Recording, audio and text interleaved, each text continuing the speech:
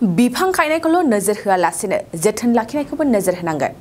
हाग्रा ओनसोलाव रायजो जादोंब्लाबो हाग्राखौ फोजोबस्राङालासे थांना थानायखौ साननांगोन। बे बाथ्राखौ बुंदों बिटिआरनि लेङाइ गाहाय मावफुं सोद्रोमा गबिन्द बसुमतारिया। मुलुगनां आबहावा सानजों लोब्बा लाखिनानै बिटिआरनि लेङाइ गाहाय मावफुं सोद्रोमा गबिन्द चन्द्र बसुमतारियाबो बिफां फुलि गायदों। मुलुगनां आबहावा सानजों लोब्बा लाखिना भैरबकुंड ब्लक कमिटि इउपिपिएल लोगोआ उदालगुरि बिसिडिसि जथायै दाखाल सगाव दिनै फुंबिलिनि समाव मेहेरगोनां हाबाफारिजों बिफां फुलि गायदों। हाबाफारियावनो बिटिआरनि लेङाइ गाहाय मावफुं सोद्रोमा गबिन्द चन्द्र बसुमतारियाबो बाहागो लानानै गावनि आखाइजों बिफां फुलि गायो।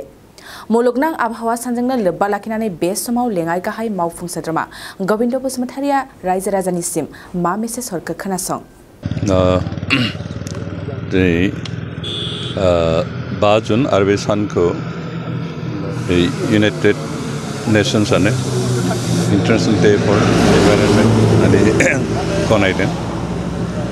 मानोना दुलाराय बुहुमावनो फरेस्ट्रि जोबलांनायखाय इन्डास्ट्रि बांसिन मा जानायखाय बारहावा पलिउसन जाबाय आरो पलिउसन जानानै ग्लबेल वार्मिंआ बांलांगासिनो दं आरो हयथ' बे लेभेलै दावखोलांबाय थायोबा बुहुमाव जिउ जुनार थांना थानाया गोब्राब जागोन आरो बेखायनो बेखौ साननानैनो दुलाराय बुहुमनि सांग्रां सुबुंफ्रा मोनसे सान बेखौ बोसोरनि भितराव 5 जुनखौ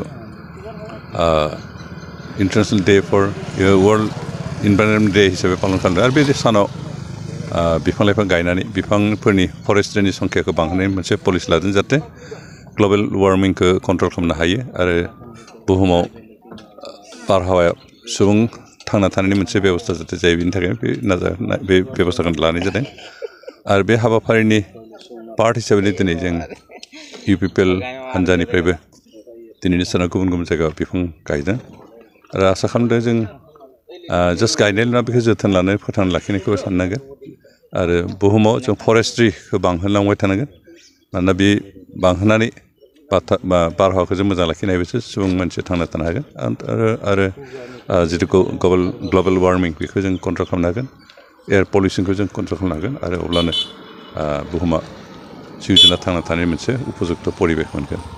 बेनिखायनो जों आसा खालामदों जोंल' नङा दिनै कनसियास जेसेबां सुबुंफोर दं गासैबो दिनैनि सानाव बिफां गायदों आरो गायनायखौल' नोजोर होआलासिनो जोथोन लानानै बेखौ फोथांना लाखिनाय बाथ्राखौ जाहाथे नोजोर लाखियो बेखौनो खावलायनाय जायो। गोबां सुबुंफोरा दिनै हाग्रा ओनसोलखौ सिमफायदों बा दंफां लाइफां फोजोबस्रांनाय लामाखौ बिथांमोननि थाखाय माबायदि मेसेज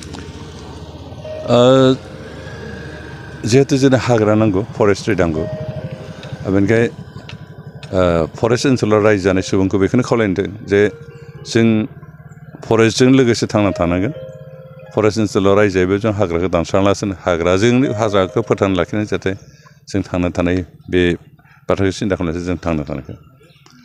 बेखौ जि एनक्रचमेन्ट जादों बेफोरखौ बन्द खालामनो सरकारा जोंनि इउपिपिएल सरकार हिसाबै बेखौ नोजोर होदों जे जेसेबां हायो एनक्रचमेन्ट फरेस्ट एरिया एनक्रचमेन्टखौ जों होबथानाय आरो जायफोरखौ दिनै फरेस्ट भिलेज हिसाबै गायसननानै सिनाखि होना गामि गायसनना थांना थानो खाबु होबाय बिथांमोनाबो जाहाथे गावसोर हाग्रा सिङाव थांना थादोंबाबो बिफां लाइफां दानालासेनो बिफांखौ फोथांना लाखिनो हाग्राखौ फोथांना लाखिनानै मिथिंगाजों गोरोबनानै जाहाथे थांना थानो हायो अब्लासो जों मानसिया थांना थानांगोन फरेस्टआबो थागोन आरो बारहावा मोजां जागोन। बेनिखायनो जोंनो हाग्रा सिङाव रायजो जाबाबो हाग्रा बिफां लाइफांखौ फोजोबस्रांनाय बाथ्राखौ सानालासेनो बेखौ फोथांना लाखिनानैनो जों थांना थानाय बाथ्राखौ साननांगोन आरो आसा खालामदों बेखिनिखौ गुरुत्त' होनानै जों जे सोलियो बले फरेस्टआबो थांना थागोन जिब जुनारबो थांना थागोन आरो मानसिनि थांना थानाय मोनसे परिबेश जों मोनगोन। जिसे थाखोआव मुं थिसननो गोनां फरायसाफोरनि थाखाय मोनसे गोनां फोसावथाय क'क्राझार दा रिलेटिभ पाब्लिक स्कुलाव थाखो 10 सिम मुं थिसननाया सोलिगासिनो। साइन्स आरो आर्ट्स मोन्नैबो आयदायाव थाखो 10 नि मुं थिसननाया सोलिगासिनो। मुं थिसननायजोंनो लोगोसे साइन्स आयदानि फरायसाफोरनो स्कलारशिप टेस्टनि सुबिदा होनाय जागोन। बेनि गेजेराव फरायसाफोरखौ टप 3 सायख'नाय जागोन। 75% आरो स्कलारशिप टेस्टनि काट अफ मार्क जागोन। टपार जानो हानाय फरायसाफोरा 100% स्कलारशिपनि सुबिदा मोननो हागोन।